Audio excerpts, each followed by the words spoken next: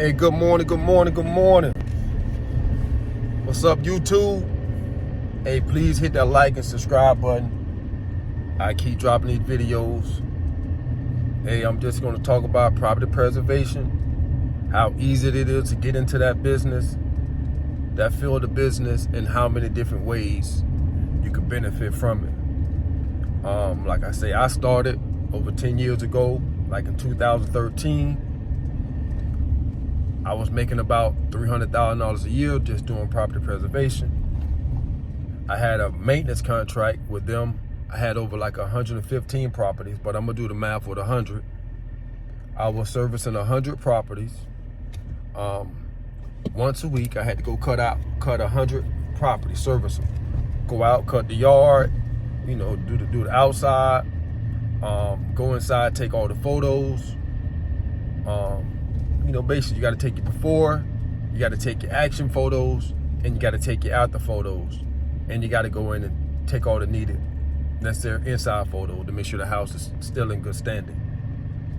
I had 100 properties that I was servicing, and they was paying us at the time $32 a property. So you do the math. That's $3,200 a week. That's $12,800 a month just for going out, and I only needed a 2-man crew.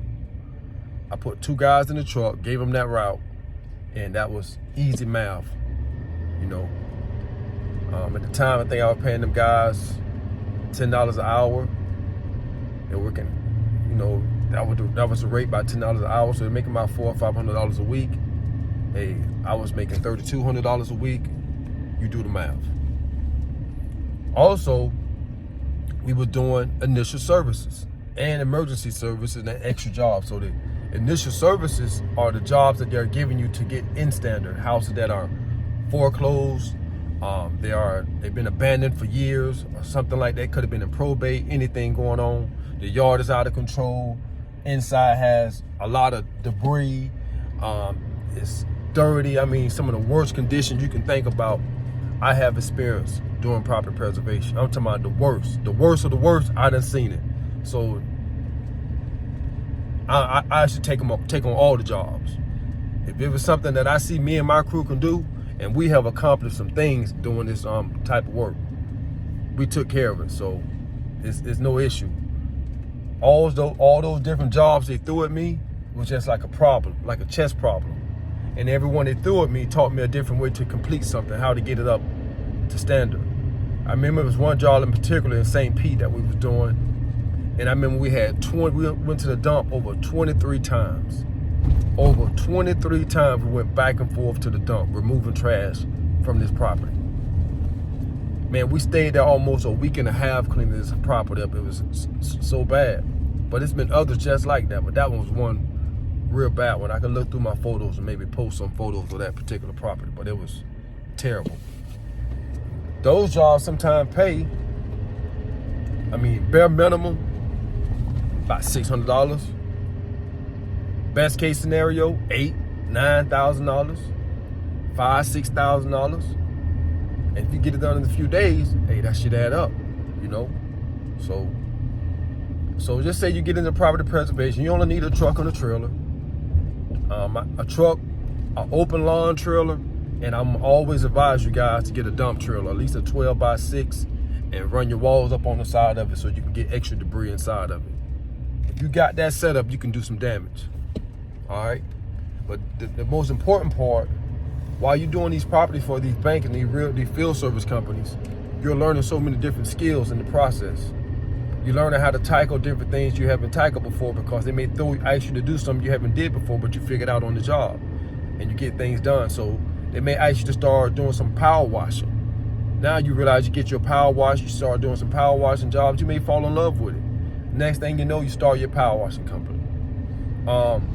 Just say you're doing a lot of cleaning in the inside and you become a professional cleaner, you can open up a cleaning company. I done seen that happen.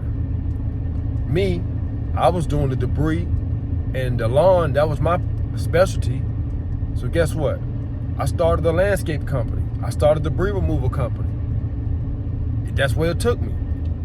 After a while, like I don't know if I told you guys, it was a time when we was dealing with this company, and the new administration came in, new coordinator for our area, regional coordinator, and this guy just so happened took all my maintenance properties.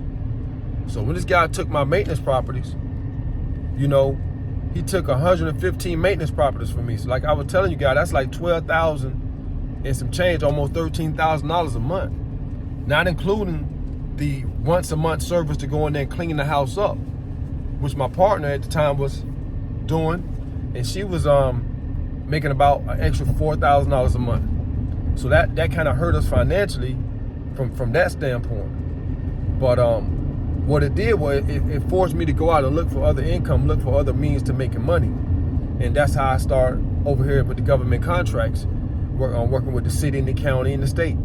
You know, that's the direction that pushed me, and I still was doing property preservation. I still was doing the initial services because they needed my company still to perform that.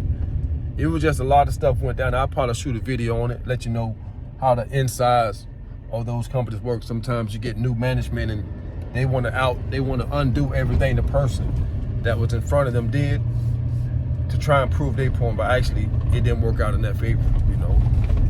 A lot of people that was in property preservation, when I got in it, a lot of them got out of it because the market got slow. As you know, the real estate market went up. But if you've been keeping up with the news, you know the real estate market now is going down. That means eventually there's going to be some houses on the market in the near future. And like I said, if you see abandoned houses in your neighborhood or in your community, somewhere in your community, and you just seen your house has been vacant, contact the owner, contact the bank, see what's going on. Maybe you become a private contractor to keep those properties up and start your own property preservation with your own customers. You know, you can go into that route also. So, you know, so I always say, you know, property preservation is like a springboard. It can throw you in so many different directions. It just all depends about what you want to do. You become an inspector. Like I said, you can do pools. They need pools covered sometimes. They need pools pumped and cleaned. They need painting. That's another way you can get in. They need minor roof repair. They actually need roofs put on. One time I did a whole roof for a company, Safeguard. And I'm not even a roofer, but I got the permit pulled, had some guys that were licensed come over there and take care of the job. I put my percentage on of it, and it got done. So,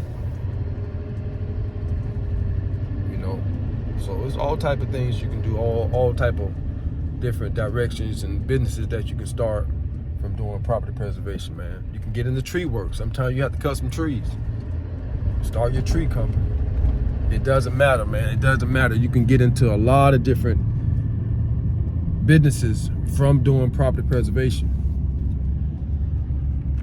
So I hope I gave you guys some more information, man. Like I said, I keep dropping these videos. If you get into it, you build your company up, you can easily make $300,000-$400,000 a year doing that. Possibly more, depends on which direction you go.